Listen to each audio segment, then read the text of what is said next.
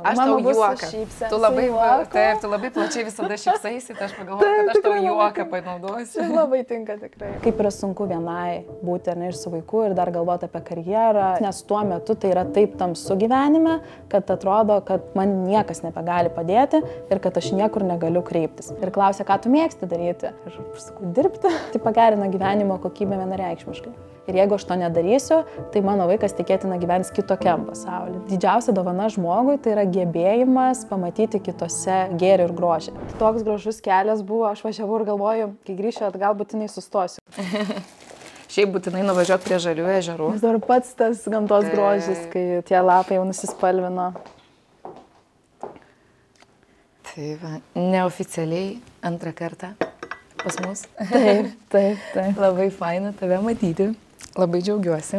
Man taip pat labai smagu susitikti, jau nebe pirmą kartą. Jau nebe pirmą kartą, bet pirmą kartą turbūt tokį truputėlį ilgiau, kur galime daugiau kartu pabendrauti, aš tave asmeniškiau pažinti ir man atrodo, kad labai man patinka podcastų formatas, nes jis leidžia daugiau žmogų pažinti, įsigilinti, kitokių klausimų užduoti, nežinai, tu tikrai neretai būni visokiose interviu ir užduoda tau klausimus, tu kaip visą laiką labai profesionaliai daliniesi marketingo klausimais, socialinių tinklų, komunikacijos klausimais ir visada būna labai įdomu klausytis, bet šiandien, žinok, praktiškai neklausiu apie tai.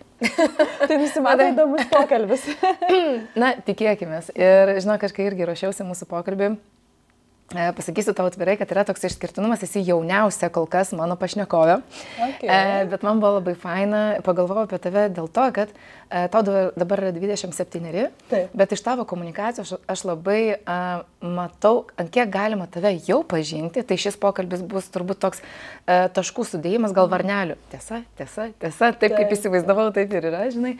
Ir įspūdis man apie tave toks susidarė žmogaus, kad jeigu man reikėtų vienu žodžiu tave apibūdinti, tai būtų laisvė.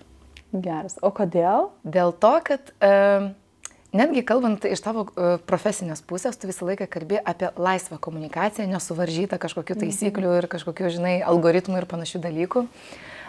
Pati sakai apie tai, kad laimės nenusipirksi, bet bilietus į kelionę tikrai ir tai yra irgi laisvė. Tu labai vertini laisvę darbe. Dėl to ir laisvadarbių netgi visą bendruomenę pradėjai burti ir jam ir konferenciją padarėjai. Tai vėlgi darbo pobūdis yra apie laisvę ir netgi kai tapai mama ir kiek, aišku, mažiau tu apie tai daliniesi, nes tavo ganėtinai profesionalus toks visas turinys yra, bet ir ten aš išvelgiau irgi tokių dalykų, kur ten irgi yra laisvės. To tokia, žinai, laisvės suklysti, laisvės vaikui duoti, kad jis savo gyvenimą ir savo būdu eitų per gyvenimą. Tai tiesiog pristatau mano įspūdį, bet aš labai kviečiu šiandien tiesiog pasikalbėti apie visus tavo gyvenimo galbūt aspektus, kiek tame yra mano įspūdyje tiesos, kiek ne, ir tiesiog iš tavo pusės. Tai pirmiausia, tai pristatau Indrė Širkienė, socialinių tinklų žinovė, konsultantė ir marketingo specialistė, į kurią kreipiasi visi dėl savo komunikacijos socialiniuose tinkluose ir apskritai dėl įmonių strategijų, ar ne, komunikacijos prasme. Laisvadarbių būrėja. Subūrėja, būrėja, sakau, ta, kuris subūrė ir išvelgia tame irgi labai didelę prasmę, ar ne, kad tie, kurie dirba, freelanceriai, tai vadinami populiariai, kad yra tarp jų labai bendrų poreikių, kuriuos reikia atliepti ir tą pajutai. Tai apie viską nuo pradžių. Tu papasakok man, prašau. Koks tu vaikas buvai ir kokioje šeimoje užaugai? Tai iš tikrųjų, kai pasakai žodį laisvė, mano pirma mintis buvo, kodėl laisvė, dėl to ir paklausiu, nes aš niekada negalvojau, koks žodis mane galėtų atspindėti, bet kai pradėjai sakyti, kodėl, aš taip galvoju, taip, tikrai, ček, tikrai šitie dalykai yra ir kai paklausė apie vaikystę, koks vaikas buvau, tai aš buvau tikrai laisvas vaikas, kuris augau laisvoje šeimoje. Man buvo suteikta be galo daug laisvės. Ir turbūt vienas iš tų atspindžių yra tai, kad 16 metų man tėvai leido likti gyventi Vilniuje vienai. Tai va. Taip, tai buvo toksai dalykas, kur aš turėjau visą laisvę kažką daryti su savo gyvenimu. Tai nebuvo taip, kad tėvai manęs neprižiūrėjo, bet aš gyvenau viena, aš grįždavau iš mokyklos, aš būdavau pati atsakinga, kad aš turiu pavalgyti, paruošti pamokas, pasiruošti kontroliniam darbam, egzaminam. Ir tikrai turėjau tos laisvės labai daug. Dar iki to 16 metų, tai augau, kartu su tėvais gyvenau, tai lygiai taip pat tos laisvės man buvo suteikta labai labai daug. Niekada nejaučiau kažkokio suvaržymo, kad man kažką draustų daryti ar su kažkuo tai bendrauti. Tai laisvė tikrai labai apibūdina ir mano vaikystę. Geras, matai, vis dėlto truputėlį pasitvirtina. Tas pirmas įspūdis, o esi kilusi iš kito miesto, ne iš Vilniaus? Aš esu iš Vilniaus, tiesiog tuo metu buvo toks gyvenimo etapas, kad mes gyvenom Vilniuje ir mes gyvenom labai nedideliam bute, tai buvo iš esmės bendrabučio tipo butas ir mano tėvai nusprendė, kad jie nori pasistatyti namą, tai vat jie iki mano 16 gimtadienio tą namą pasistatė ir jie sako, ar tu važiuosi su mumis gyventi į Širvintų rajoną, ar tu liksi toliau Vilniuje, Naujininkų mikrorajone. Oi, dar toks, taip, irgi toks skandalingas, taip. Ir man buvo labai sunku nuspręsti, ką daryti, bet aš žinau vieną, kad aš noriu mokytis vienoje iš geriausių Vilniaus gimnazijų. Tiesiog mano buvo vidinis noras, niekas vėlgi manęs nevertė to daryti, kai būna kiti tėvai verčia, tai man taip nebuvo. Ir aš sakiau mamai, kad bet aš noriu mokytis būtent toje gimnazijoje. Ir mano mama pradėjo galvoti, ką daryti. Jai buvo taip pat labai sunku nuspręsti. Ir paskui, kai su ja kalbėjau, tikrai buvo nelengva, nes tu palieki paauglį vaiką ir tu supranti, kad yra labai daug pagundų. Bet kadangi pamatė tą mano ryžtą mokytis geriausiai gimnazijai, jinai suprato, kad visgi tikėtina, kad aš tikrai noriu mokytis ir aš noriu čia likti ir leido man čia likti. Tai būdavo taip, kad aš nuo pirmadienio iki penktadienio gyvendavau Vilniuje, o penktadienį vakare važiuodavau į Širvintų rajoną pas tėtį ir mamą į Vienkiemį, kur jie pasistatė namą ir savaitgalį praleisdavau ten, o tada sekmadienį vakare vėl grįždavau ir taip gyvendavau visą savaitę. Bet matai, jau paauglystėje, jau 16 metų, aš irgi išvelgiu tą tokią tavo labai ryškę savybę. Ne kiekvienas vaikas žino, kuri mokykla, kuri gimnazija yra geriausia. Ir pas tave labai daug šito momento, tikrai, kiek aš stebiu, jau 3 metus su viršum esu tavo nuolanki followerė, žinai, sekėja. Tai tikrai pas tave yra ta savybė įsigilinti, surasti informacijos, naujausios, ten, žinai, tokios patikrintos informacijos. Iš kur šitas pas tave yra atsiradęs, kaip tu manai? Manau, kad iš mamos, nes mano mama yra tokia asmenybė, kuri niekada, dažniausiai nesivadovauja emocijomis, bet visada žiūri, kokie įstatymai, o kaip yra įstatymuose parašyta, vadovaukime tuo. Neveltui nedirba turbūt mokesčių inspekcijai, nes yra tas analitinis stiprus žvilgsnis ir jinai visą gyvenimą man taip sakydavo, ties įvairiais klausimais, pasižiūrėkime, kaip yra įstatymuose, kaip yra pagal tam tikras taisyklės. Ir turbūt tai mane kažkiek paskatino domėtis, ieškoti, vadovautis ne emocijomis priimant sprendimus, bet ir kartu pasižiūrėti, kaip iš tikrųjų yra, kaip kalba, pavyzdžiui, moksliniai šaltiniai. Tai manau, kad mama turėjo labai didelį indėlį prie viso to. Ar tai turėjo įtakos ir tam, kad tu pasirinkai politikos mokslus? Ne visai. Sakyčiau, politikos mokslus gal labiau pasirinkau dėl to tarpdiscipliniškumo, nes man buvo toks etapas, kur aš tiksliai nežinau, kur aš noriu stoti dar iki galo. Ir aš supratau, kad politikos mokslai yra ta vieta, kur aš bent jau galėsiu pajusti skirtingas disciplinas, išsibandyti save jose, nes tai nėra vien tik apie politiką, bet ir plačiau, ir tada nuspręsti. Bet tai man ir padėjo tą padaryti, nes buvo politinės komunikacijos paskaitos, kur aš tikrai pajaučiau, kad viskas komunikacija yra tas sritis ir aš noriu joje būti. Tik tai buvo klausimas, kur save komunikacijos kryptyje pakreipti. Kai tu sakai, kad tai man padėjo pasidaryti tą tokį, ne tai, kad pasidaryti, bet turėti požiūrį tai, kad patikrinkime faktus, pažiūrėkime į šaltinius ir panašiai, bet dabar tavo darbas ganėtinai stipriai yra susijęs su emocijomis, nes tu padedi įmonėm suprasti, kaip jų vartotojai perka. Taip. Ir labai dažnai tai jie vadovaujasi savo emocijomis, ar ne? Taip. Kas tau padeda suprasti pačiai ir padėti savo klientams suprasti žmonės? Tai net ir kai kalbame apie tas pačias emocijas, aš dabar pagalvojau, kad taip, žmonės iš tikrųjų visus sprendimus priima emocijomis, tik mes kartais, ir ypatingai moteris, tik mes kartais pirkdamos dar vienus batelius, bandom tai racionaliai paaiškinti. Kad man reikia, čia bus šiek tiek vėsesniam orui, bet iš tikrųjų tai tie dar antri bateliai tam tikram sezonui būna emocinis pirkinys. Tai vienareikšmiškai mes tikrai perkam visus turbūt pirkinius emocijomis remiantis. Ir net ir čia iš tikrųjų yra neuromarketingo disciplina, kuri man padeda pagrįsti klientui, kodėl tam tikri sprendimai turėtų būti tokie, o ne kitokie. Kodėl, pavyzdžiui, reikia uždėti būtent tokį muzikos takelį, o ne kitokį muzikos takelį. Tai yra atlikta begalė tyrimų, kurie tyria žmogaus emocijas, žmogaus psichologiją ir žmogaus sprendimus remiantis emocijomis. Tai man atrodo, kad ir šioje vietoje aš tos tyrimus atsiverčiu ir žiūriu. Ypatingai dar tą paskatino politikos mokslai, nes ten ypatingai buvo skatinamas kritinis mąstymas, visokių mokslinių tyrimų peržiūrėjimas ir įvertinimas, ar tai yra iš tikrųjų tikrai geras mokslinis tyrimas, ar mes galime sakyti, kad jis yra statistiškai reikšmingas. Tai tokie dalykai labai padėjo ir sustiprino tą mano požiūrį į tą mokslinį darbą, sakykime taip.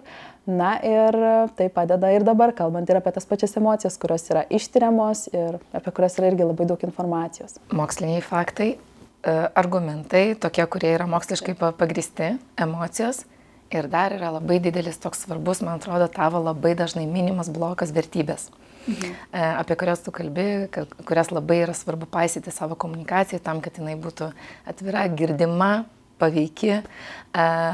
Kiekvienam tai rekomenduoji ir įsivaizduoju, kad pati irgi tuo vadovaujasi, pirmiausia ant savęs išbandai, kokios tavo yra svarbiausias vertybės. Viena iš turbūt pagrindinių tai yra šeima. Visada man šeima buvo numeris 1, nuo pat vaikystės tai pats svarbiausias dalykas. Antras dalykas, tai laisvė galėtų būti, ar ne, galėjimas pasirinkti, ką aš noriu veikti, man tai yra irgi labai didelė vertybė. Ir trečias dalykas tai yra pagarba, man taip pat labai labai svarbu, tai stengiuosi kiekvieną žmogų žiūrėti su didžiausiai įmanoma pagarba ir nežeminti žmogaus. Ir net jeigu ir mintise kyla tam tikrų kartais minčių, nes visokių nuotaikų būna, taip ir visi mes esame žmonės, aš vis tiek savo visada primenu, kad mes esame visi žmonės, visi esame tam pačiam lygiai ir kad, pavyzdžiui, kad ir mūsų tam tikra pozicija, tam tikri pasiekimai, atlyginimas neapsprendžia tam tikro žmogaus. Tai šitą pagarbą, būtent per šitą prizmę irgi stengiuosi propaguoti. Dabar man priminėjai tokį dalyką, apie kurį aš net negalvojau, kad tavęs paklausiu, bet stebint netgi, tarkim, kad ir tavo kelią socialiniuose tinkluose, ar ne, aš nuoširdžiai su labai, su atvira širdim ir tiesiog, ir gal pagirdama, besidžiaugdama tuo, kad pas tave tikrai labai, kiek aš stebiu, toks pakilimas, žinai, kur tavęs, aš tikrai labai jaučiasi, kad tas ir auditorijos įsitraukimas, tavo pačios tą laisvę komunikuojant, vėlgi laisvė, žinai, toks, tikrai tu jauti, kad žmogus, tiesiog flow būsenoje viską daro, žinai, ir tarkim, yra tų, kurie yra begalė dabar žmonių, kurie sako, visiškai trūksta įsitraukimo, ten, žinai. Ir šitoje vietoje gal tu irgi labai lengvai galėtum pagauti tą srovę, kur aš tai kieta, žinai, pas mane tai viskas žiauriai gerai ir mano auditorija yra nerealiai, mano konferencija susirenka, pas mane soldautai būna ir ten ir panašiai, mano mokymų žmonės susirenka. Šitoje vietoje, ar pas tave būna tokių akimirkų, kur tu jau jauti, kad Indrė, jau pas tave pradeda kilti tas ego, žinai, kurio tu nenori? Taip, tikrai jaučiu ir čia atsiranda, džiaugiuosi, kad atsiranda toks dalykas viduje, vidinis balsas, kuris šiek tiek pristabdo ir nuleidžia ant žemės ir primena man, turbūt vieną irgi iš mano svarbiausių dalykų, kurį aš savo nuolat kartoju, kad aš niekada gyvenime neturėčiau priimti kažko kaip duotybę. Tai visada savo tai primenu ir kad tam tikri dalykai ateina, bet jie lygiai taip pat gali lengvai išeiti. Ir visada savęs klausiu, kas aš būčiau be namų, kas aš būčiau be šitų pinigų, kas aš būčiau be automobilio. Ir man yra labai svarbu turėti atsakymą, kas aš būčiau. Nes jeigu aš pajaučiu, kad aš to atsakymo nebeturiu, arba jisai jau man krenta iš mano rankų ir aš nebepagaunu to atsakymo, aš jau suprantu, kad aš esu per daug prisirišusi prie tų pačių namų, prie tų pačių pinigų, prie tam tikrų žmonių galbūt. Tai man tas yra labai svarbu, kad nieko nepriimčiau kaip kažkokios duotybės, nes tada iš to atsiranda iš tikrųjų didesnis dėkingumas, didesnė laimė gyvenime ir didesnis pasitenkinimas gyvenimo, bent jau man taip yra. Tai iš tikrųjų dėl to aš labai stengiuosi savo nuolat tai priminti ir tikrai būna etapų, kai ypatingai, pavyzdžiui, konferencijos organizavimo etape, kai viskas labai sėkmingai pradėjo klotis ir per pirmą parą man pavyko pusę vietų rezervuoti, ko aš nesitikėjau ir tada aišku, jau norisi užsidėti karūną ir sakyti, kad aš čia geriausia, pažiūrėkit, kaip aš puikiai išmanau, kaip reikia pardavinėti ir taip toliau. Bet ir čia vėl aš įjungiau tą mygtuką, kad bet palauk, neprimk to kaip duotybės, šį kartą yra taip, kitą kartą gali būti kitaip ir aš tikrai esu labai dėkinga, kad man pavyko tai padaryti, bet žiūriu tai kaip į dėkingumo, iš dėkingumo pusės ir stengiuosi tada tą karūną kažkaip, nusimti ir galbūt per daug viešai net to neafišuoti ir nedemonstruoti. Yra šita pusė, bet taip pat pas tave labai ryškiai iš tikrųjų linija yra to, kai tu daliniesi nesėkmėmis. Ir kodėl aš noriu apie tai paklausti, nes žinok, iš asmeninės patirties sakau, kad apie tai kalbėti yra sudėtinga ne dėl to, kad tu nenori dalintis, bet kartais atrodo, kam to reikia, kam tai yra įdomu, o kitas dalykas, kad atrodo, jeigu aš tuo dalinsiuosi, tai atrodys kaip bedavojimasis, žinai.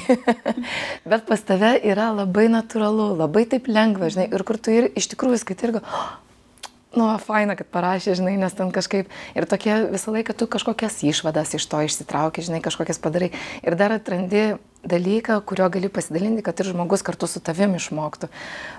Papasakok savo būdą prieimo prie būtent to klausimo. Tai mano požiūrį į klaidas ir į tą dalinimąsi viešai klaidomis pakeitė Brené Brown ir jinai turi knygą Pažeidžiamumo galia. Ir mano ta knyga labai pakeitė vieną dalyką, tai pakeitė požiūrį į tą pažeidžiamumą iš esmės, kaip žmogaus tokį dalyką, nes seniau man pasakyti, kad aš klystu, būdavo tikrai gėda ir aš padarydavau kažkokią klaidą, bet aš tylėdavau ir stengdavausi niekam nepasakyti ir aš jaučiu, kaip mane tai kaupėsi ir iš tikrųjų prie gero nepriveda. Ir būtent po jos knygos aš supratau, kad tikrai nėra gėdinga būti pažeidžiamam, jeigu iš tikrųjų yra tam tikros klaidos ir tam tikri etapai. Tai dar viena iš mano vertybių, kurią verta turbūt paminėti, yra nuoširdumas.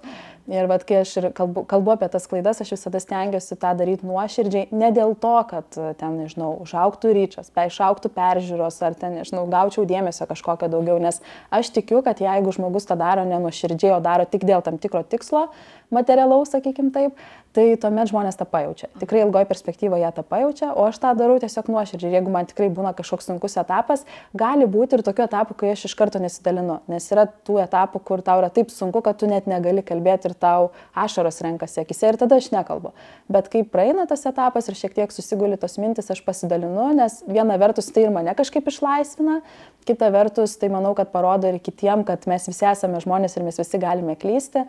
Ir dar kalbant apie tą socialinių tinklų žalą, kad tikrai, manau, daug kas sutiktų, kad socialiniuose tinkluose mes bent jau seniau būdavome įpratę nuolat matyti, kaip kiti keliauja, kaip kiti gerai gyvena, daug uždirba ir vaikai jiem kažkaip labai lengvai auginasi, o man viskas nesiseka, aš nesugebu suderinti ir karjeros, ir motinystės, ir to, na, tiesiog labai sudėtinga yra. Ir aš dėl to nusprendžiau, kad tai jeigu aš noriu to pokyčio socialiniuose tinkluose, tai turiu pradėti nuo savęs.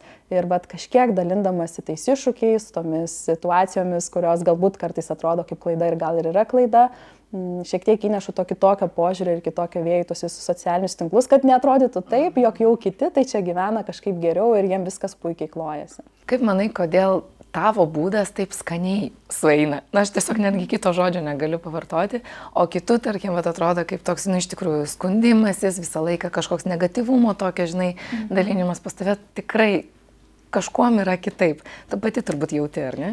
Man galbūt sunku pasakyti, ar aš tą jaučiu, nežinau, bet turbūt daryčiau prielaidą, kad turbūt dėl to nuoširdumo, kurį aš tiesiog esu užsibrėžus. Aš kai susikūriau Instagramo paskyrą, aš dar prisimenu, sakiau vyrui, kad aš turiu būti nuoširdė, pilnai savimi ir jeigu tu matysi, aš jam pasakai, jeigu tu matysi, kad jau aš nueinu toliau nuo to nuoširdumo ir esu nebe savim, pasakyk man, nes man tai yra svarbu. Tai dar jis nėra man to pasakęs, bet jis yra mano pirmas tos paskyros sekėjas ir jis man pasakė, kai jau tu nutolsi nuo to nuoširdumo ir kai jau matysiu, kad tu nebesi savimi, aš būsiu tas, sakykime, pirmas žmogus, kuris tave unfollowins. Tai mes esam taip sutarę, tai tokia priežiūra, žvilgsnis iš šono galbūt irgi šiek tiek įdeda į tas vėžes, bet tikrai stengiuosi vadovautis nuoširdumu ir man atrodo, kai mes esame nuoširdus, tai mes tada ir labiausiai ir atskleidžiam tą realybę, kokia yra aplink mus. Kartais būna geresnių dienų, tokių įkvepiančių kaip ši, kai tu važiuoji ir gana gražus kelias važiuojant link tavęs buvo, bet kartais būna dienų, kurios tikrai būna sudėtingos. Susidariau tokį įspūdį ir dabar, man atrodo, gaunu po truputėlį patvirtinimą, nes jau tavo vyro Igno vaidmuo jau įeina į mūsų pokalbį. Iš jo pusės daug palaikymo, ar ne? Ir apskritai, bent jau iš šono žvelgiant, atrodo, kad pas jūs labai daug tokio tikro komandinio darbo. Ir visomis prasmėmis. Ne tai, kad palaiko, kad ten taip komunikuok, ten kažkaip, bet netgi jūs, kai susilaukite Nojaus, man kažkaip labai stiprus toks buvo įspūdis apie tai, kad jūs tarsi dengiat vienas kitą, bet taip nuoširdžiai ir taip lygiavertiškai. 50-50, kai vienam reikia ten į samdomą darbą, tai išlėkia, paskui tau, kai reikia, ir tas toks, ar viduje, jeigu gali, aišku, pasidalinti, lygiai taip pat viskas jums ir pavyksta sklandžiai su tuo tokiu savitarpio supratimu ir tokiu, tiesiog palaikymu. Taip, tai sakyčiau, kad ganėtinai sklandžiai, aišku, būna ginčių, tikrai būna, kur tenka pasiginčyti, tai kas dabar Nojus susirgo, kas lieka su juo. Ir tada toks kartais ir vyksta ginčas, nes man atrodo, kad mano tas darbas yra svarbus. Jam atrodo, kad jo tas darbas yra svarbus, ar ne? Ir mes tada įvyksta kartais tam tikrų ginčių, tai tikrai to būna, bet per ginčą ir nusprendžiam, kieno tas darbas svarbesnis ir kas lieka su Nojum tą akimirką, o kas važiuoja daryti to darbo. Tai šitas aspektas labai svarbus, o palaikymas, tai taip, jisai tikrai yra ir iš Igno pusės tą labai jaučiu ir aš visada sakau, kad visų tų pasiekimų ir viso to augimo veiklos mano, kuri vyksta, tikrai nebūtų, jeigu nebūtų Igno šalia, nes Buvo tam tikrų savaičių, kuris buvo komandiruoti ir aš likau viena su Nojumi ir aš tada supratau, kad kaip yra sunku vienai būti, ar ne, ir su vaiku ir dar galvoti apie karjerą ir visą tai, tarp to žongliruoti yra be galo sunku ir kokia aš esu dėkinga, kad turiu šalia žmogų, kuris palaiko, kuris kai gali šiek tiek pridengia ir perima visą buitį netgi kartais į tas rankas, kad galėčiau aš pasiekti savo tikslą. Paskui pasikeičiam. Kaip manai, kiek yra svarbus palaikymas ir kiek trukdo jo nebuvimas? Jeigu, tarkim, nebūtų Igno. Manau, kad būtų ženkliai sunkiau. Aš iš tikrųjų nežinau, ar aš daryčiau tai, ką aš darau, aš nežinau, ar aš burčiau tą laisvadarbį bendruomenę, nes bet kuriai veiklai reikia laiko. Tiesiog reikia laiko. Ir tų valandų per parą yra 24 valandos. Ir jeigu tu esi viena ir, pavyzdžiui, tik su vaiku, tai, sakau, buvau porą savaičių viena ir buvo be galo sunku, tu pavargsti ir tu net nebeturi įkvėpimo ir energijos kažką daryti, nes tu esi tiesiog pervargus, tu galbūt esi neišsimiegojusi, visa ta buitis slegia ir panašiai. Tai be palaikymo aš turbūt sakyčiau, kad pusės mano projektų negalėtų tiesiog būti ir negalėtų egzistuoti ir aš jų net nesugalvočiau, nes aš būčiau per daug pavargusi. O su palaikymu atsiranda tas galimybių langas, kad aš galiu pailsėti, galiu skirti laiko savo, vėlgi dėka Igno ir dėka aišku artimųjų bendrai. Ir tada aš galiu sugrįžti su nauja energija, su naujomis idėjomis ir turiu jėgų veikti.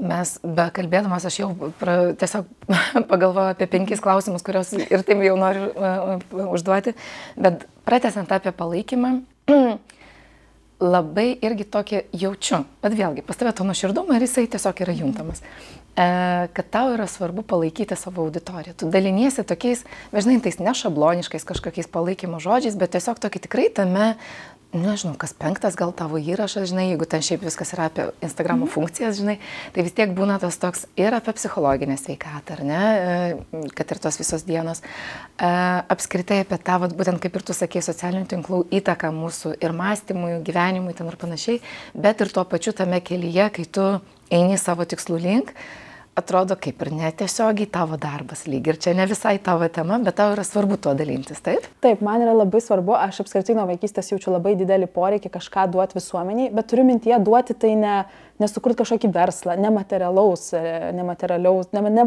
pasaulio lygmenyje kažką suteikti, bet kažką suteikti, kas pripildytų jų širdis. Tai man jau buvo tas nuo pat vaikystės, aš tiesiog dar iš tikrųjų ir šiai dieną, aš nesu atradusi tos tikrosios formos, manau, dar ateityje tai atrasiu, bet jaučiu tą poreikį, žinau, ar savanoriauti, ar sukurti kažkokį centrą, kur žmonės galėtų ateiti ir nemokamai būti. Tai ne verslo tikslais paremta, turiu tą poreikį. Ir kol dar neradau, kaip tiksliai šį išpildysiu, tai turbūt socialiniai tinklai yra ta platforma, kur aš bandau bent kažkiek iš savo perspektyvos pakalbėti ir apie tą pačią mūsų psichikos sveikatą, ir apie emocijas, ir apie psichologiją. Man šios temos šiaip yra gyvenime labai svarbios. Tai džiaugiuosi, kad socialiniai tinklai suteikia tą terpę ne tik kalbėti apie profesinius dalykus, apie funkcijas įvairias, bet ir šiek tiek paliesti tas iš tikrųjų svarbesnės temas. Nes funkcijos tai yra tik funkcijos, bet kam jos reikalingos, jeigu mūsų, pavyzdžiui, psichinė sveikata yra dugne. Tai tada jos mums nebereikalingos. Plius, kad tos funkcijos kinta nuolat, tai tik išmoksti kažką ir jau kažkas keičiasi. Bet, žinai, dažniausiai mes kažkokius tokius dalykus darom iš savo asmeninio poreikio, ar ne? Nes mes turim asmeniškai tą poreikį būtent pasirūpinti savo sveikata, psichologinę, galbūt ir to, žinai, iš palaikymo pusės. Ar tavo poreikis kilęs yra iš trūkumo ar iš gausos?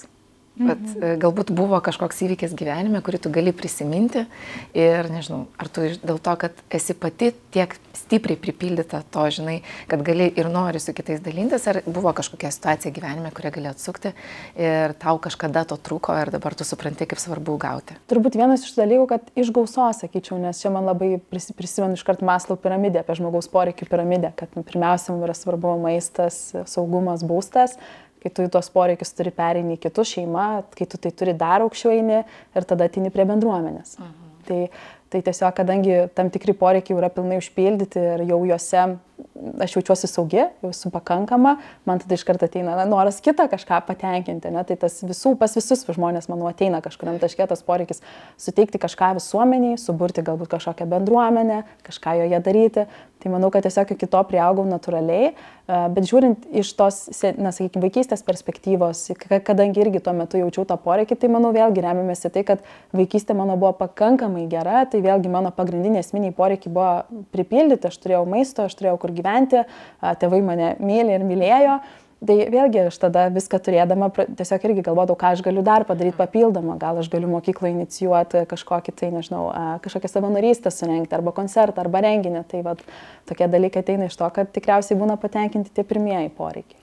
Ir iš tikrųjų yra labai gražu, kai, žinai, nebūtina, kad žmogus savo gyvenime turėtų traumuojančių kažkokių patirčių tam, kad turėtų išminties, noro padėti kitam ir gražius dalykus savo gyvenime kurti. Bet kai tu sakei apie savo poreikį dalintis, kažką gero padaryti ir sakai, dar neradau tos formos, ar tau neatrodo, kad buriama laisvadarbė bendruomenė ir yra ta terpė, kur tu jau įgyvendini tą poreikį? Iš dalies taip, tikėtina, kad tai ir bus turbūt ta forma, dar tik tai jinai nėra tokia pilnai išpildyta, dar yra tokie pirmieji žingsniai, sakyčiau, taip tos bendruomenės, tai turbūt sunku pačiai pajausti, kad va, čia dabar jau yra tai, bet tikiu, kad tai gali būti tas formatas, kuris mane atves iki to, kad aš sakysiu, va, čia yra būtent tai, kur aš matau save ir kur aš tikrai galiu padaryti pokytį. Nes aišku, tas problemas aš tikrai žinau tos grupės ir, na, aš pati esu laisvadarbė, freelancerė, tai žinau tas problemas, tai va, tiesiog tai reikia turbūt atrasti formatą, kad aš pati pajausčiau, kad mes iš tikrųjų darom visuomeniai pokytį ir mes keičiam požiūrį tuos freelancerius. Tai dar va iki to reikia nueiti keletą žingsnių. O kokia tavo yra vizija laisvadarbė?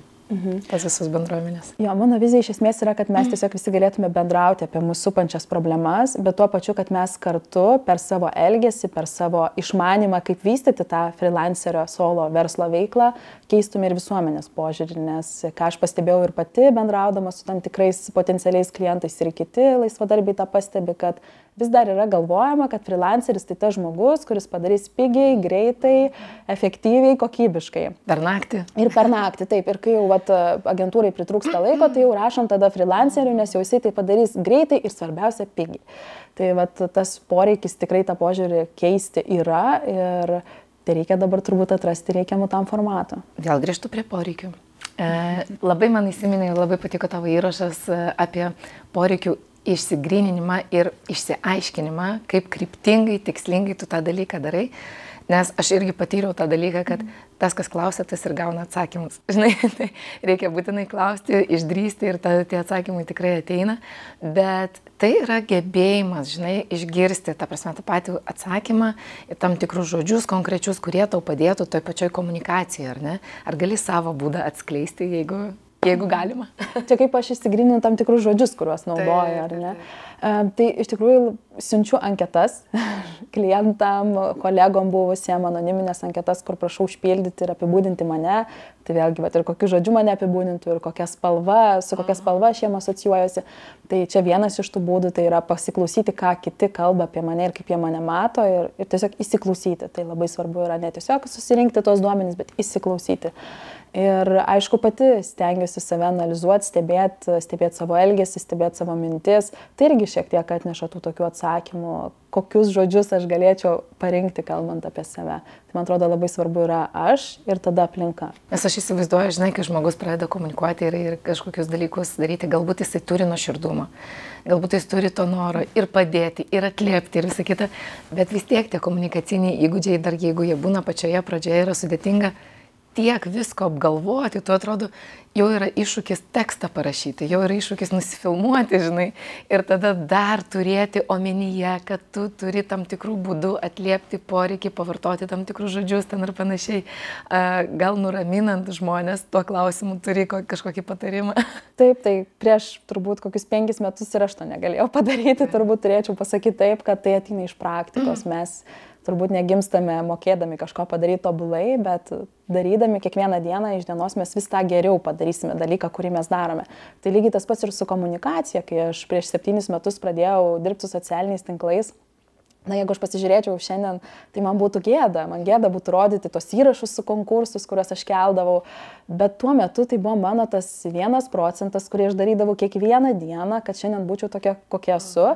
Ir tikrai nesu dar ta galutinė ir išpildyta versija. Tai vėlgi, šiandien, rytoj tai, ką aš kelsiu ir tai, ką aš darysiu komunikaciniam lauke, prives mane prie to, kokia aš būsiu dar už 5 metų. Tai aš labai žiūriu šitus dalykus, kad žingsnis po žingsnio mes pasiekėm tą rezultatą. Nesvarbu, kad ir bet kokia tai sritis gali būti. Bet žinok, tavo žingsniai labai tvirti ir labai tokie užtikrinti ir tu turi tokią irgi vėlgi labai, kažkaip paskirsti savo laiką, dėmesį, aš nežinau, čia irgi turbūt atskleisti savo paslaptį, žinai, nes dauguma mūsų socialinius tinklus mato kaip tą vietą, kurioje pradingsta laikas.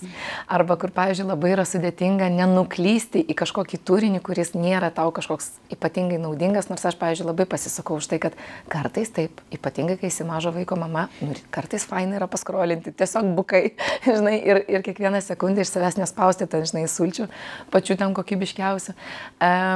Bet būdama ten, tai yra ir tavo darbas, tavo asmeninio komunikacija, tu padedi klientam irgi komunikuoti ar nesudėlioti ir strategijas. Ir toks įspūdis, kad tu visada esi priekyje. Ta prasme, visada gaudai naujienas, visą laiką esi tokia on top visų, žinai, naujausių žinių, netgi tendencijų kažkokių, žinai, ir su kitais gali dalintis. Kaip tau pavyksta, turint omenyje, kad tu vėlgi turi tas pačias 24 valandas, tu turi mažą vaiką, jis irgi kartais serga, žinai, ir kažkaip pas tave kitaip įvyksta.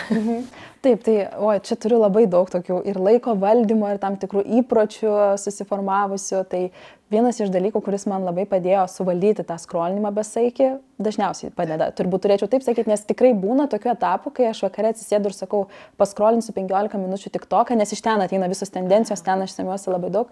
Ir tada 15 minučių žiūriu virto jau 30 ir 45 minutėm. Tikrai tai būna ir paklysti ir paslysti, bet man labai padeda, aišku, telefono visos funkcijos, kurios leidžia nusistatyti tam tikrą priminimą, kad, pavyzdžiui, 15 minučių gaunu priminimą, kad viskas, jau mano laikas šioje platformoje baigėsi. Tai mane pristabdo. Tai turi tas programėlės? Taip, turiu ir naudoju šitas funkcijas tikrai visada. Taip pat esu išsijungusi visus notificationus. Yra likę tik tai Messengerio ir darželio grupės ir viskas. Tai čia dėl svarbiausių tų dalykų. Bet visus notificationus esu išsijungusi dėl to, kad kai aš išsijungiu, aš tada supratau, kodėl to reikia. Nes atsiranda visiška ramybė. Ir tu gali atsisėsti, tu gali dirbti ir niekas tavęs iš šono neblaško. Tai irgi stengiuosi šitą dalyką turėti ir tiesiog visiškai visų programėlių notificationai yra išjungti vienu mygtuku. Panašu, kad šiandien aš irgi tą patį padarysiu. Taip, tai labai padeda. Taip pat tiesiog laiko dienos susiskirstimas, tai irgi stengiuosi, aišku, priklauso pagal situaciją, vaikas išmoksta lankstumą, bet jeigu viskas gerai ir eina į darželį, tai tada ryte 1 valandą skiriu savo dabar dažniausiai ir tada einu skaityti, pirmiausia nedirbti, o pasiskaitau naujienas apie socialinius tinklus, nes tai yra mano darbas, tiesiog turiu žinoti, kas vyksta ir tada jau tik tai einu prie darbų. Tai va, tai padeda šiek tiek nepaleisti to pulso ir nuolat žinoti, kas vyko, kokie svarbiausi dalykai ir pasikeitimai. Būna dienų, kai aš ir neprisėdu prie tų naujienų ir nepasižiūriu nieko, bet kadangi tai yra tik tai keletas dienų per mėnesį, tai iš esmės tos kažkokios reikšmingos įtakos man ir nepadaro į neigiamą pusę. Tai va, tai turiu tokią tam tikrą dienos ritmą, tam tikrą dienos režimą ir stengiuosi jį išlaikyti. Ir nekartą jau paminėjai laikas savo. Ir irgi kažkada jau dalinaisi, kaip tau svarbu yra tą padaryti ir labiausiai pajutai tada, kai atėjo sūnus į tavo gyvenimą. Galėtum daugiau papasakoti būtent apie tą jausmą, kad datas suvokimas atėjo ir per kokią galbūt netgi situaciją pajutai tą jau galutinį tašką. Tai yra tai. Taip. Tai laikas savo iš tikrųjų man iki Nojaus gimimo, aš nežinojau, nesupratau tos sąvokos prasmės. Kai seniau girdėdavau, sakydavau socialiniuose tinkluose, kaip svarbu skirti laiko savo, aš net kartais mintyse nusijuokdavau. Tai kaip jis atsikeli ir skiri tą laiką savo. Bet kai gimė Nojus, aš supratau, ką turėjo žmonės mintyje ir kad iš tikrųjų šita sąvoka nėra tiesiog sąvoka, kuri neturi prasmės. Ir kad yra labai svarbus dalykas ir pirmiausia mūsų emociniai sveikatai. Tai va, tai kai gimė Nojus, man teko susidurti su pogimdyvinė depresija ir visiškai, netikėtai tas laikas savo atsirado kaip būtinybė mano gyvenime ir tą sąvoką įnešė psichoterapeutai, nes teko lankytis pas psichoterapeutus. Tiek vienas, tiek kitas man sakydavo, kad tu turi atrasti laiko savo, atsitraukti nuo tos rutinos, kad vėl norėtum grįžti ir gyventi. Tai tada atsirado ta laiko savo sąvoka, į kurią aš pradėjau visiškai kitaip žiūrėti, nes vieną kitą kartą atsitraukus ir skyrus laiko savo, aš pajutau, kad iš tikrųjų tai veikia, tai padeda mano emociniai sveikatai, aš vėl grįžtu prisipildžiusi ir aš vėl noriu kažką daryti. Tai va, tai tas laikas savo man yra be galo svarbus ir nuo to laiko, nuo to gydymo viso proceso, stengiuosi visada jį turėti, kad ir kas be nutiktų, bet tai yra man būtinybė, nes be šito dalyko aš negalėčiau kvėpuoti ir negalėčiau gyventi. Ir aišku, be aplinkinių pagalbos aš negalėčiau turėti to laiko savo. Tai čia vėlgi grįžtam prie to palaikymo, kad Ignas man sukuria erdvę turėti tą laiką savo, kartais tėvai padeda, o jeigu aš jaučiu, kad galbūt nėra galimybių nei iš Igno pusės, nei iš tėvų, aš pasisamdau auklę. Aš ją pasisamdau tam, kad aš turėčiau to laiko savo ir aš neskaičiuoju šitam dalykui pinigų, nes mano emocinė sveikata ir mano gyvybė, sakykime, taip yra daug svarbiau negu ten keletas eurų aukliai. kokie buvo gal tie red flagai, taip vadinami, ar ne, tos raudonos vėliavėlės, kurios pradėjo tau rodyti, kad kažkas čia ne taip, žinai, nes dažnai mes apskritai, kai dabar tikrai ir laidų yra, ir tos informacijos apie depresijas, apie apskritai psichologinę sveikatą, mes iš ties susiduriam su to, kad tas žmogus, kuris to neišgyveno, jis balansuoja tarp to, kad tinginių reikalai, ir to, kad iš tikrųjų tai yra rimti reikalai, jeigu bent jau aplinkoje turėjai tokį žmogų, bet vis dėlto yra dar mažai tų, kurie geba atpažinti. Žinai, kaip jūsų šeimoje atrodė? Iš tikrųjų buvo labai sunku atpažinti, aš pati ir neatpažinau, kad man tai yra, aš tik vėliau sužinojau. Tai buvo tiesiog taip, kad kai gimė Nojus, man buvo liūdna kurį laiką ir aš žinau, kad tai gali būti tos melancholijos požymiai. Tai porą savaičių ir turėjo tas liūdesys baigtis. Bet jau praėjo mėnesis, jau praėjo 2 mėnesiai ir man tas liūdesys nesibaigė, jisai tik tai stiprėja. Ir paskui pradėjo kilti visokios mintis, visokios ir suicidinės mintis. Ir tada aš atsimenu vieną kartą Ignui pasakiau, grįžus namo, kad man jau nebegerai. Ir jis sako, gal tau reikėtų pas psichologą. Ir aš, nereikia man pas tą psichologą. Aš neatsimenu tiksliai, ką aš jam pasakiau, bet man atrodo, aš jam pasakiau, kad aš skaičiau, kad čia viskas praeis, kad čia yra po gimdymo tam tikra fazė. Taip, jinai man užsitęsė daugiau nei 2 savaitės, bet jinai praeis. Bet pati jaučiu, kad jinai nepraeina ir darosi vis sunkiau ir faktas, kad šeimoje visa emocinė būklė irgi tampa sudėtinga, atsiranda daug daugiau pykčių, daug daugiau ginčių ir kai tu pajauti, kad viskas pradeda byrėti aplink tave, tada tu susimastai, kad o gal man tikrai reikia to psichologo ir aš nusprendžiau, kad gerai, vieną kartą nueisiu, užsirašysiu vieną konsultaciją, bet aš ėjau pas psichologę su tokiu požiūriu, kad jinai man pasakys, kad viskas čia yra gerai, čia yra normalu. Ir aš ateinu, drąsiai atvažiuoju ir einu su ta tokia mintim, kad sakys, viskas čia yra gerai. Ir po to pokalbio jinai man pasako, kad žinokit, aš jums negaliu padėti, jums reikia eiti pas psichoterapeutą, nes aš nuėjau pas psichologą. Tai vat labai džiaugiuosi, kad jinai pasižiūrėjo taip labai rimtai, nukreipė mane pas psichoterapeutą ir tada aš ėjau pas vieną, pas kitą, kol atradau savo ir tada jau psichoterapeutas tikrai pasakė, kad tai labai yra panašu į pogimdyvinę depresiją ir tik tai buvo klausimas, kaip aš iš to išeisiu, ar man reikės vaistų, ar man reikės kažkokio kito gydymo. Ir tik psichoterapeuto dėka ir galbūt vėlgi to Igno paskatinimo, kai jis pasakė, kad tau galbūt reikia pas psichologą nueiti, aš iš vis ten nuėjau. Nes jeigu man nebūtų pasakę iš šono, aš nežinau, ar aš būčiau nuėjus, nes tuo metu tai yra taip tamsu gyvenime, kad atrodo, kad tu nežinai, ar tau iš vis kažkas gali dar padėti. Tiesiog tau net neateina ta mintis, kad tau reikia pas psichologus. Tai kaip ir būna dabar skaitau po visų tų atvejų baisių, kad rašo komentaruose žmonės, kodėl žmogus nenuėjo pas psichologą, kaip čia taip galima, taigi čia mama, taigi čia reikia rūpintis vaiku ir savimi ir tu turi pagalvoti, kad tau reikia pagalbos. Tai aš puikiai suprantu, nes tikrai tuo metu, kai yra viskas juoda, tu nepagalvoji apie tą dalyką, kad psichologas tau gali padėti. Tau atrodo, kad bent jau man taip atrodė, kad man niekas nebegali padėti ir kad aš niekur negaliu kreiptis. Tai va, tai tokia ta istorija. Siaubas. Taip. Aš aišku galiu tik tai pasidžiaugti tuom, kad kažkokiu būdu mūsų gyvenimuose atsiranda tie žmonės, angelų sargai, kurie pamato, žinai, ir tavo atveju tai buvo Ignas. Aplinkoje nebuvo žmonių, kurie atkalbinėtų, žinai, kaip tik palaikytų ir nes aš tiesiog atitinkamai, žinai, sugretinau mūsų istorijas ir tiesiog pagalvojau apie tokį sunkų laikotarpį šių metų pradžioje, kai mano draugė irgi po vieno iš pokalbių, jinai man nieko tuo metu nepasakė, bet paskui atsiuntė laišką, sako, Liu, tau reikia šitų kontaktų. Žinai, galvoju, vis tiek kažkaip atsiranda mūsų gyvenime tam tikrais kritiniais momentais. Taip. Aš, žinai, bandau tik tai įsivaizduoti visą tą dalyką. Čia nežinau, ar netgi galiu klausti apie tai, kiek tu gali dalintis, bet galbūt mums pavyks. Nes visą laiką yra tas standartas mamai, tas uždedamas, žinai, kur tu turi džiaugtis, taigi pas tave leliukas, taigi tu tapai mama, taigi čia yra didžiausia gyvenimo laimė. O tu tuo metu kovoji su iš vis kažkokiais nerealiais demonais, ta prasme, kurie yra tokio masto, kur tau ir pagalbos reikia, ir tu netgi jau tokio lygio, kad tu nesupranti, kad tau tos pagalbos reikia, ar ne? Aš suprantu, kad ir šiaip buvo viskas juoda, bet visame tame juodumo kontekste tavo santykis su vaiku, tos mamos ir kūdikio santykis kaip atrodė? Tuo metu, kai buvo, ar ne, depresija, tai sakyčiau, kad sudėtingais. Buvo toks tikrai labai šaltas, bent jau man taip ta depresija pasireiškia, nes aš kaip suprantu, negali skirtingai pasireikšti. Tai mano atveju tai buvo tikrai šaltas tas kontaktas, ryšys. Tai buvo, tiesiog padarai pareigą, nes tu žinai, kad tavo pareiga yra pasirūpinti ir tiek turbūt.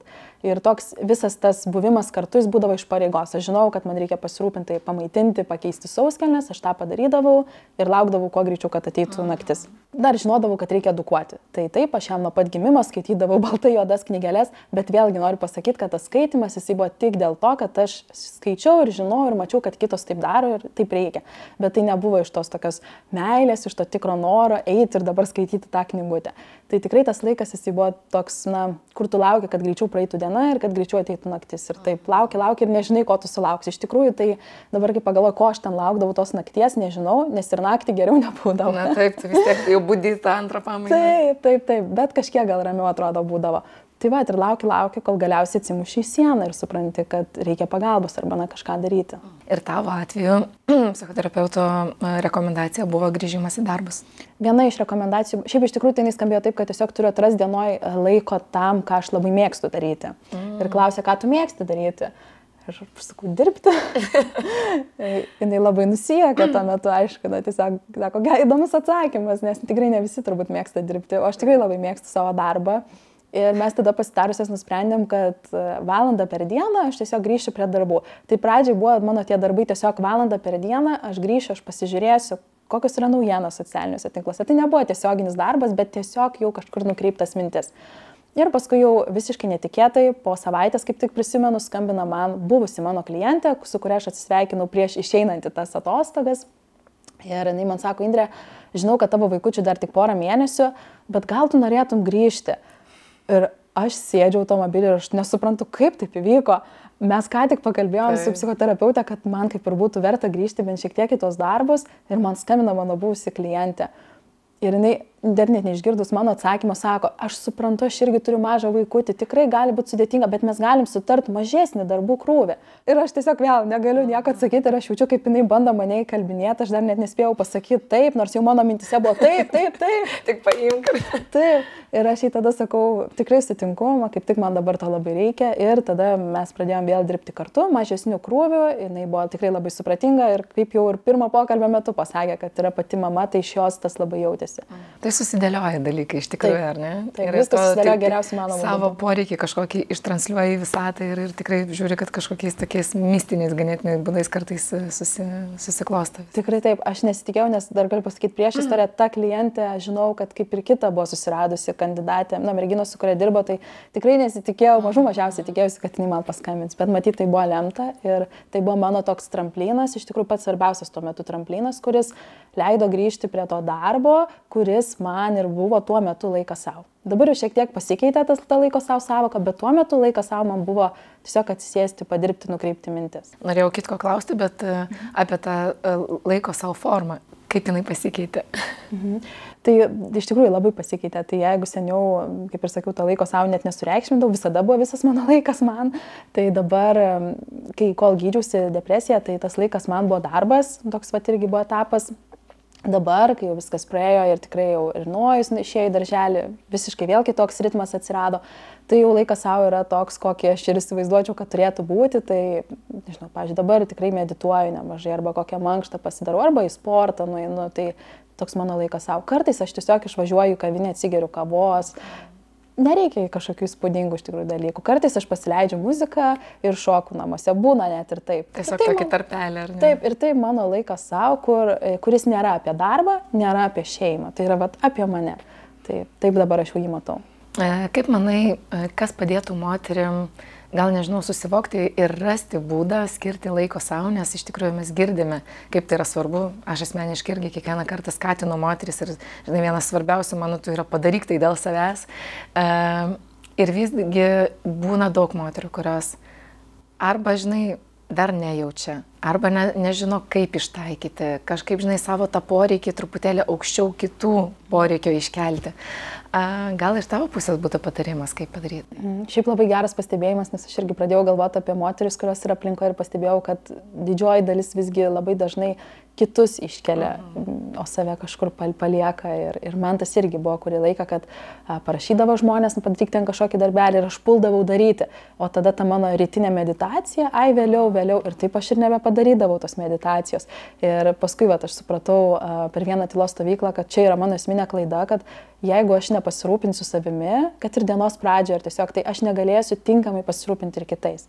Ir tas suvokimas kažkaip man padėjo suprasti, kad labai svarbus laikas savo, kad aš galėčiau kokybiškai pasirūpinti ir vaiku, ir vyru, ir visais kitais, kurie yra aplink mane. Tai man atrodo, tas vienas iš suvokimų, kuris padeda tiems, kurie žiūri labiau į kitus negu į save, kad mes negalėsim padėti kitiems, jeigu nepasirūpinsim savimi. Tai čia vienas iš tų dalykų. Bet aišku, šiaip iš esmės tą laiką savo reikėtų skirti ir prioritetizuoti dėl savęs iš esmės. Tai čia jau būtų tas galutinis tikslas, kurio mes siekiam. Ir, nežinau, man atrodo, kartais sunku žmogų paskatinti, kol jisai pats nepajaučia, kad jam to reikia. Man tai buvo didelė emocinė duobė ir tai mane paskatino. Kitai galbūt bus ir kažkokie kiti tokie stimulai, kas ją paskatins tikrai atsigręžti save, bet tai yra tikrai labai svarbu, nes tai pagerina gyvenimo kokybę vienareikšmiškai. Aš žinok, visiškai pritarčiau tavo žodžiu, nes netgi kai kalbėjai ir aš galvoju, bet tikrai, kiek kartų aš girdėjau tam tikrą informaciją, kuri tiesiog nepasiekdavo mano iš pradžių ausų, paskui smegenų, galiausiai ir širdies tam, kad pradėtų eiti pokyčiai. Tai kažkaip matyt, mes turime išgyventi tam tikrus gyvenimo etapus. Tavo gyvenime gal ir buvo taip, kad, na, jau toks kraštutinumas, ar ne, kad tau reikėjo kreiptis ir pagalbos ir, na, depresija tikrai ne tas dalykas, kurio netgi priešui linkėtum. Ir visgi nuo ten prasidėjo galbūt pirmos tos sieklos, tos minties, kad tau reikia tai padaryti vien tam, kad savo sveikatą, žinai, pasirūpintum.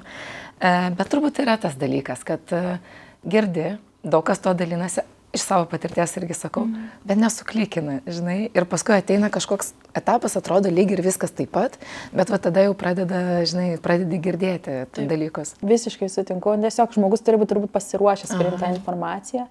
Ir čia neuromarketingas irgi rodo, kol mes nesam pasiruošę priimti tam tikros informacijos, mes net nepamatysim tam tikrų reklamų. Tai čia, manau, persikeliam ir į tą tokį kasdieninį gyvenimą, kol mes nesam pasiruošę tam tikrai temai, tol mes net negalėsime apie ją kalbėti ir jos gvildenti. Ir viskas vis tiek susiveda į mūsų smegenis. Taip. Kaip tu padarai, kad tavo smegenys visą laiką būtų pamaitintos bendraja prasme, ar ne, kad tau būtų gera keltis ryte ir laukti naujos dienos? Čia yra procesas, etapas, turbūt prieš vakarą aš kažkaip ten specialiai nesiruošiu kitai dienai, bet tai yra tiesiog procesas, man atrodo labai svarbu išsiugdyti tą meilę ir požiūrį tam tikrai gyvenimą, meilę gyvenimui, tas labai svarbu ir tai ateina per mažas detalės mūsų kasdienybėje, kurias mes susikuriam. Tai visiškai nesvarbu pradedant pasivaikščiojimu, baigiant galbūt ir kažkokiam stovyklom, į kurias mes važiuojam. Bet man atrodo labai svarbu yra rūpinti savimi ir galvoti, kuo aš save galiu pripildyti, ko man reikia šiai dienai, kaip aš galėčiau tą padaryti. Ir čia viena iš tokių praktikų, kuri man labai padėjo, čia vėlgi iš psichoterapeutės, bet ji man davė tokią užduotį visą savaitę stebėti save ir klausti savęs kas porą valandų, ko dabar nori mano kūnas.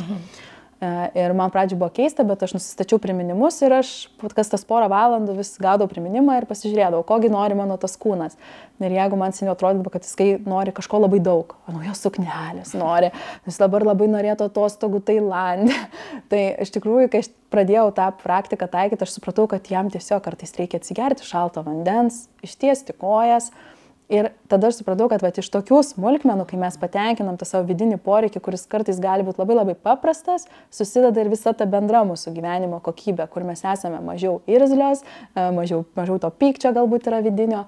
Tai iš tokių mažų smulkmenų, manau, susideda visas tas bendras paveikslas. Ir aš puikiai suprantu, kad visa tai susideda ir į tai, kokia Indrė yra darbe, į tai, kokia Indrė yra mama, žmona ir tas viskas labai jaučiasi, ar ne? Dabartinėme etape, kai pati sakai, kad Nojus išėjo į darželį, kai pas jūs jau, žinai, kiekvienas gauna savo erdvės, kaip dabar atrodo tavo motinystė ir kokias tavo emocijas kelia? Dabar, aišku, man sunku lyginti, nes su jo išėjimu į darželį tuo metu galima sakyti, kad ta depresija tikrai stipriai sumažėjo, tai labai sutapo du dalykai - depresijos ar ne, sakykime, įveikimas arba sumažėjimas ir naujas išėjimas į darželį. Tai labai sunku lyginti yra, nes galbūt tas pokytis ir emocinis ir fizinis įvyko dėl to, kad, ar praėjo liga, arba kad vaikas išėjo į darželį, labai sunku tą lyginti. Tai bet šiaip iš esmės tai tikrai labai stipriai pasikeitė, dabar jau dar daugiau pasitikėjimo savimi atsiranda, labai daug dalykų darau iš pajautimo, iš tos meilės, iš tikrai to noro rūpintis. Tai visiškai kitokia ta motinystė, negu buvo tuos pirmus 18 mėnesių, sakykime taip. Tai įvardėjai, kad tai buvo 18 mėnesių maždaug. Kažkokiu paraleliu išvelgi, bet čia ne apie mane. Taip, ir būtent aš savo reflektuoju, žinai, šiuo metu, kol tu kalbė. Taip, tai va truko 18 mėnesių, nes po 18 mėnesių aš pajutau tą tikrai tokį emocinį pagerėjimą, kur jau galėjau sakyti, dabar man viskas yra gerai ir aš net galiu apie tai kalbėti. Nes vėlgi apie tokį dalyką kaip pogimdyvinė depresija aš nekalbėjau Instagrame, nors aš tuo metu komunikavau ir dirbau, bet aš nebuvau tam pasiruošus. Tai kad ir kaip stengiasi vadovautis tuo nuoširdumu ir jisai gal sakytų dalinkis kaip yra, bet yra tam tikrų dalykų, kurie gyvenime yra per sunkus, kad tu dalintumės slaptame. Tiesiog reikia, yra poreikis pasilikti savo, žinai, bent jau kažkurį laiką, na ir apskritai, taigi neprivalai visko visą laiką atiduoti iš savęs išdalinti. Būtent. Taip. Ir tai irgi faktas, kad kiekvienas savo kažkokią savo gyvenimo dalį pasilieka. Ar ta motinystė, kurie atėjo ir iš pradžių galbūt jinai nebuvo tokia rožiniais kaspinėliais aprišta, ar ji tave kaip profesionalę pakeitė? Atnešė kažkokių įžvalgų, kurios buvo vertingos tavo darbe? Taip, tikrai pakeitė ir ypatingai pradėjau žiūrėti kitaip į socialinius tinklus, kaip į kanalą, kuris man seniau atrodavo, kad socialiniai tinklai tai yra tik geras kanalas. Dabar aš pradėjau matyti ir kitą pusę, nes kaip mama, aš pradėjau vertinti tą turinį ne tik kaip paprastas vartotojas, bet aš pradėjau žiūrėti, jeigu mano sūnus tokį turinį žiūrės. Ir tada mano komunikacijai atsirado daugiau net ir temų apie psichologinę sveikatą, kaip tai susijęs su socialiniais tinklais. Tai ir profesiniam gyvenime iš tikrųjų ta įžvalga į patį darbą, mano įrankį labai stipriai pasikeitė atėjus vaikui. Nes tiesiog tu į pasaulį pradedi žiūrėti kitaip, tu jau žiūri jį, iki vaiko žiūrėjau į pasaulį kaip tiesiog į pasaulį, kaip į duotybę ir atrodo visiškai nesvarbu, kas bus po manęs, baigsiu savo gyvenimą ir tiek, bet kai atsirado vaikas, aš labai supratau, kad yra labai svarbu, ką aš paliksiu po savęs ir tą pokytį inicijuoti galiu tik aš pati ir jeigu aš to nedarysiu, tai mano vaikas tikėtina gyvens kitokiam pasauliu. Tai skatina pradėti kalbėti, daugiau net ir dalintis apie tas klaidas, o ne tik tai kurti kažkokią tai viziją, kad kaip čia tobulai gyvenu ir panašiai. Ką tu kaip mama labiausiai norėtum perduoti savo vaikui? Labiausiai norėčiau perduoti tą tokį nuoširdumą ir atvirumą pasauliui ir tai, kas aplink mūsų supa. Nes nemažai teko keliauti ir turbūt vienas pagrindinių dalykų, kurį aš supratau keliaujant, kad didžiausia dovana žmogui tai yra gebėjimas pamatyti kitose gėrį ir grožį. Čia, man atrodo, yra pats svarbiausias dalykas, nes iki tol, kol mes to nematome, kol mes užsidarome savo ribose, nesvarbu, ar tai būtų suvokimo, religijos ar kažkokios kitos tautų ribos, mes tampame priešai kitiems, mes žiūrime priešiškai juos, nes mes nesuprantame jų kultūros, mes nesuprantame jų tradicijų. Ir tik tada, kai mumise įsijungia tas smalsumas, kuris dabar turbūt ir pati pastebi pas Oskarą šitame etape, labai jas smalsus yra ir aš labai skatinu iš tikrųjų tą smalsumą jo ugdyti ir turėti. Tai aš pastebiu, kad kai mes esame smalsus, mes esame atviresni pasauliui, tas pasaulis mums yra ženkliai gražesnis ir daug malonesnis. O tada visa kita yra nesvarbu. Viskas ateis, man atrodo, palaipsniui. Svarbiausia yra tas atvirumas ir tas nuoširdumas pasauliui. Tai aš labai norėčiau tikėtis ir tikėti tuo, kad Nojus ir bus atviras, smalsus, neturintis kažkokių tai griežtų ribų ar nusistatymų kitų atžvilgių. Žinok, man dabar toks gražus dalykas, tiesiog aš galvoju, jau turbūt trečias kartas, kai iš pokalbis jau eina į pabaigą ir eilinį kartą taip gražiai susiveda pradžios taškas į pabaigos tašką. Nežinau, ar tu pati jauti, kokia stipri sąsaja yra tarp to, kokia tu užaugai, kokia tavo vaikystė buvo, su kokiu būtent požiūriu, kokia tu pati žingeidį augai ir laisva. Ir dabar, kad tiesiog atrodo, aš užduodu to 50 klausimą, žinai, iš eilės ir mes jau lyg ir pamiršome pirmą klausimą, bet mes grįžtam lygiai prie to paties, nes tai yra tavo pagrindas, tai yra tavo tikriausias tos vertybės, ar ne? Taip, labai, labai geras pastebėjimas. Tikrai labai susisieja ir su mano vaikystė. Aš tikrai turėjau to laisvės, to smalsumo ir man jie tai buvo skatinama. Tai matyt dėl to ir norėčiau to linkėti. Taip, žinoma, mes, žinai, geriausius dalykus ir norime perduoti savo mažiesiems. Beklausydama tavęs ir dar galvodama apie poreikius, ar ne, kai mes kalbėjome ir apie tai, kaip motinystė galbūt naujų įžvalgų įnešė į tavo darbą ir panašiai. Ir atrodo labai dažnai, kai gimsta vaikas, mes galbūt patampame labiau supratingos mamoms, ar ne, moterims. Tavo atveju laisvadarbėms. Nes vėlgi pas tave matyti tas laisvas, žinai, kažkoks toks dalykas. Kaip galbūt pasisuko tas būtent momentas, gal kertinis kažkoks dalykas, ar ne, nes aš įsivaizduoju, kad tai buvo pamatytos galimybės momentas. Žinai, nes būna žmonės tikrai tokie akimirkai, kur atrodo, kaip ir viskas gerai, kaip ir geras tas mano gyvenimas, turiu mylimą darbą ir kaifuoju nuo jo ir viskas ten tvarkoj, bet tavo atveju aš tikrai labai žaviuosi tuom, kaip tu pamatei nišą, kuri taip tarsi tiesiogiai nebuvo su tavimi susijęs, taip jau labai tiesiogiai, jeigu taip siaurai žiūrėti į tavo pasirinktą, žinai, komunikaciją. Ir tu pamatei tame labai didelę galimybę ir būtent tokiu laikotarpiu, kuris tikrai nebuvo tau pats lengviausia, žinai, šiek tiek sutampa turbūt su tuo, kaip pas tave ta laisvė atsirado, ar ne, su naujus išėjimu į darželį, nes pavasarį kaip tik, ar ne. Tai va čia galėtum tą, kaip iš tavo pusės tas pajūtimas ir tas etapas atrodė. Taip, tai laisvadarbių įkūrimo etapas atrodė taip, kad tuo metu aš buvau susidūrusi su vienu klientu, su kuriuo buvo tikrai tokie toksiški santykiai.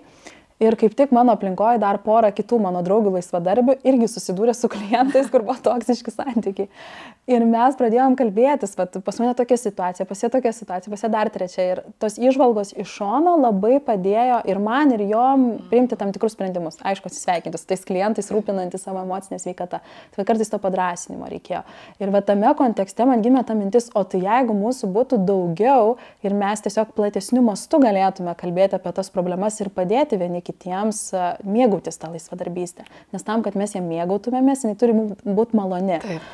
Tai ir taip ir gimė iš tikrųjų toks tai buvo visiškai atsitiktinis sprendimas, tai nebuvo apgalvotas labai sprendimas, jis kilo iš tam tikros konkrečios situacijos, kur mes kalbėjome, kaip mums dabar yra sunku ir ką mes galėtume su tuo padaryti.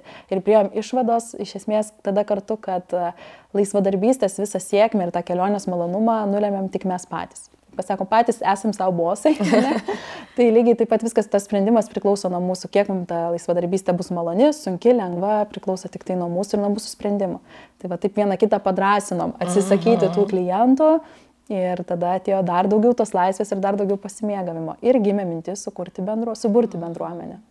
Man dar kilo, žinok, mintis apie dar vieną dalyką, kad atrodo toje didelėje laisvėje, apie kurią mes kalbame nuo pat pokalbio pradžios, tarsi vis tiek reikia tų taisyklių, žinai, kažkokių gairių, kurias tu ir bandai įvesti, pajausdama, ko trūksta laisvadarbiams. Nes tai vis dėlto yra tam tikros taisyklės, kaip ir tu dalinaisi, kad sutartis labai, žinai, pritaikyta, kuri profesionaliai parengta, žinios, nežinau, apie buhalteriją, apie teisinius ten dalykus ir panašiai, ir jau visus kitus.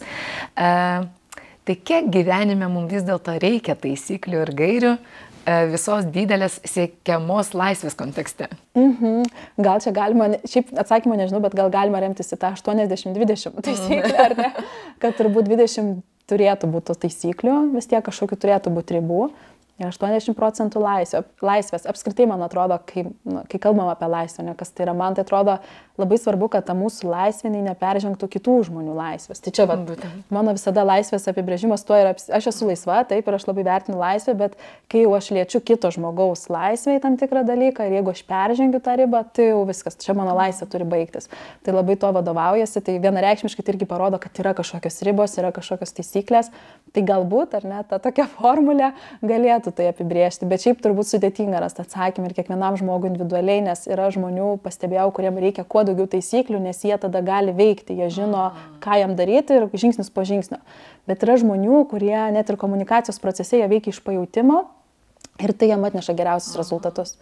Tai man dar kartą įrodo, kad kiekviena asmenybė yra skirtinga ir jeigu vienam žmogui taip reikia įti mokymus, jam reikia aiškę formulę gauti, kaip parašyti tą įrašą nuo pradžios iki pabaigos, kitas žmogus jisai daug geriau parašys neturėdamas tų taisyklių.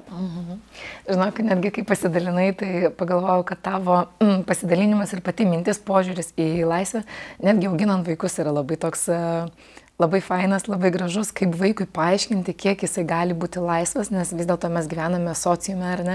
Yra tam tikros socialinės normos, kurios aš irgi laikausi tos nuomonės, kad laisvė yra gerai. Taip, reikšk save, rodyk savo asmenybę, bet tiesiog tai neturi trukdyti kitiems žmonėms, ar ne? Tai tau labai gražus yra pasakymas apie tai, kad tavo laisvė baigėsi ten, kur jinai trukdo kito žmogaus laisvei. Iš tikrųjų, netgi tiesiog pasidžiaugiau, kaip galima su vaiku gražiai, žinai, be moralizavimo, be tokių tiesiog susikalbėti. Pakalbėkim dar pabaigai iš tikrųjų apie moterų laisvę, apie tą, žinai, pajautimą gyvenimo skonio. Galbūt jeigu moteris yra tokiame etape, kur irgi kažkas sustoja, žinai, na, tarkim, nebūtinai mes turime kalbėti apie depresiją, bet mes tiesiog turime artimą pavyzdį, kaip tokį, tikrai būna įvairiausių tų etapų, būna duobių, būna labai didelių duobių, būna tiesiog, kad tu jauti, kad stagnuoji, ar ne? Ką tokiu atveju, norint to tokio išsilaisvinimo, iš tos būsenos, ar ne, tokio išjudėjimo, ar turėtum nuo savęs kažkokį, nežinau, palinkėjimą, patarimą, kitokią formą? Labai geras klausimas, nes tikrai būna tų duobių visada ir depresija tai buvo giliausia duobė, kur tikrai nesinorėtų sugrįžti ir niekam linkėti, bet būna ir kasdienybėj tam tikrų duobių. Kartais atsikeli ir nėra motyvacijos veikti. Kartais su perdegimu tenka susidurti arba būti arti to perdegimo. Tai tikrai nėra taip, kad visada tu nori daryti ir veikti. Tai man labai padeda tiesiog savo pripažinimas, kad iš tikrųjų žmogus ir negali būti toks, kuris atsikelia ir kiekvieną dieną jisai nori daryti. Tikrai yra dienų, kai mes nenorim daryti ir man tada ir atrodo labai svarbu leisti savo šiek tiek pailsėti, atitrūkti. Tai čia pirmas dalykas, kuo ir pati vadovaujuosi, bet aišku stebint, nes jeigu tas atitrūkimas jau užsitęsia savaitę, dvi, tai jau žiūrėt, galbūt tai yra perdegimas ar kitos priežastys, tai stebėti save. O dar vienas dalykas, kuris man labai padeda, tai sugrįžti save, tai atrasti būdų, kaip galim sugrįžti save. Pavyzdžiui, man tai labai padeda tylos stovykla, tai aš dabar kartą į metus taip stabiliai važiuoju, kiekvieną rudenį sugrįžti save. Nes aš tada tikrai išgirstu savo mintis, išgirstu save, kaip yra iš tiesų, nes dažniausiai aplinka mus labai įkalina ir mes galime išvežti vaiką pas močiutę, mes galime pasakyti vyrui išvažiuok į viešbutį ir likti savo namuose, bet jeigu mes sugalvosim tuo metu nebūti tyloje tvarkytis, mes vėlgi neišgirsime savęs. Tai va tas išgirsti save man yra labai svarbu ir man yra tą sunku padaryti, kai aš esu tokiam gyvenimo režime, kur nuolat turiu skubėti, lėkti ar ne kažką veikti, tikrai sunku. Tai atrasti būdų, kas padeda. Man buvo šitas sprendimas, kitai moteriai galbūt pasivaikščiojimas prie upės gali padėti, bet sugrįžti save yra labai labai svarbus dalykas ir stengiuosi tą propaguoti. Kiekvieną dieną man padeda tiesiog meditacija šiuo metu labiausiai. 10 minučių ir aš jau galiu išgirsti, kokios tos mintis manyje yra, nes jeigu mes savo minčių neišgirstam, tai man atrodo tada jų pasidaro tiek daug, kad mes nebežinom, ką daryti ir man atrodo viskas, aš esu motyvacijos duobėje, aš nebežinau, kuo man imtis ir ką veikti. Ir tik sugrįžusios į save, į savo mintis, į kūną, pajautusios, kaip mūsų kūnas jaučiasi, mes galim toliau priimti tam tikrus sprendimus. Negaliu pabaigti šitą mintimi, nes užkabino mane labai tavo pasidalinimas apie meditaciją. Ir iš tikrųjų tam, kas jos dar nepraktikuoja, tai tikrai skamba kaip baubas. Aš esu viena jų. Tai tiesiog labai asmeniškai, turbūt irgi taip savanaudiškai paklausiu. Kas tau padėjo ją atrasti, pradėti praktikuoti ir tiek įsigilinti, kad tu tame, gebėtum savarankiškai įeiti į tą procesą, atlikti tai, kad tu nori atlikti, iš to išeiti ir dar naudą iš to gauti. Tai pasakysiu, kad aš irgi seniau meditaciją žiūrėjau kaip į baubą ir dėl to, kad man atrodydavo, kad jeigu medituoja žmogus, tai jis turi būti nušvitęs. Jeigu medituoja, tai turi siekti kažkokio nušvitimo. Tai paskui tik tai supratau, kad tikrai nebūtinai, nes aplinkoje buvo daug žmonių, kurie medituoja ir vienas iš tų žmonių yra Ignas, jisai kiekvieną vakarą jau 2 metus medituoja. Okay. Ir tai buvo man toks pavyzdys iš šono, kad visai įdomu ir jis tikrai nenušvitęs. Tiesiog žmogus medituoja ir jis nusiramina ir jisai grįžta į save. Ir kitas dalykas, kai aš jau nusprendžiau, kad reikia pabandyti, tai aš bandžiau per YouTube susiradus vedamas meditacijas tą daryti, bet aš supratau, kad kažkaip ne taip, kad man nepatinka. Juokina. Taip. Nors labai juokinga. Ne man šitas būdas. Ir aš vėl numečiau. Ir tada sugalvojau, reikia važiuoti į tylos stovyklą. Tai buvau prieš metus. Ir tenai tylos stovyklos organizatorius jisai pamokė. Ir jisai man papasakojo tokį įdomų dalyką, kad pasirodo medituoti reikia nebūtinai sėdint, sudėjus taip rankas ir užsimerkus. Ir aš sakau, kaip tai ne taip medituoti? Taigi taip. Mes taip įsivaizduojam. Jisai man papasakojo, kad medituoti galima valgant, kad medituoti galima vaikštant, kad medituoti galima net ir bendraujant tarpusavy. Čia aišku, turbūt kitas lygis, šito aš dar nesuprantu, bet medituoti vaikštant ir valgant yra daug lengviau negu sėdint, bent jau man. Ir taip, aš sužinojus, kad meditacija nėra tik sėdėjimas ir klausimas YouTube'o vedamos meditacijos, supratau, kad galbūt čia tikrai tas įrankis gali būti pritaikomas kiekvienam individualiai. Ir man labiausiai pasiteisino tuo metu bent jau meditaciją vaikštant. Tai jisai papasako, kaip tą daryti ir aš pradėjau tai praktikuoti. Ir tada nebebuvo taip keista, kaip klausyti kito balso. Tai tiesiog per artimą aplinką pažinau iš išorės matydama, kaip tai veikia. Ir tada jau pas mokytoją, jeigu galima tai pavadinti, šiek tiek praplėčiau tą matymą. Iš tikrųjų, žinai, ne pirma pašnekovė dalinasi, kad irgi medituoja ir tikrai tame mato labai didelę reikšmę vertę. Tai kadangi mūsų pokalbis pasirodys gruodžio mėnesį prieš gražiausias metų šventes, tai iš tikrųjų norisi to, žinai, nes tikrai bus daug chaoso, daug bėgimų, daug lėkimų, daug komunikacijos žinučių, kurios mus labai bombarduos ir labai siūlys viską pirkti, viską daryti, visur skubėti ir viską suspėti. Tai aš iš savo pusės tai tikrai palinkėsiu to gebėjimo ir to atradimo būdo sugrįžti į save, išgirsti savo mintis ir tiesiog nepasimesti tame visame sraute, o iš tavo pusės. Tai aš irgi, žinok, prisidėsiu prie tų palinkėjimų, kad man atrodo yra labai svarbu nepamiršti savęs, tarp viso to bėgimo, tarp viso to galvojimo, ką čia padovanoti mamai, tėčiui, seneliai, vaikui. Tai yra labai svarbu palepinti kitus, bet nepamiršti, kad viskas prasideda nuo mūsų ir tik tada, kai mes palepinsim save ir sugrįšim į save, kad ir kokia forma tai bebūtų, tik tada mes galėsime pasirūpinti kitais. Tai man atrodo, tą labai svarbu suprasti ir skirti laiko, padaryti tai dėl savęs, kad mes paskui galėtume ir kitiems kažką duoti. Ačiū tau labai, Indrė.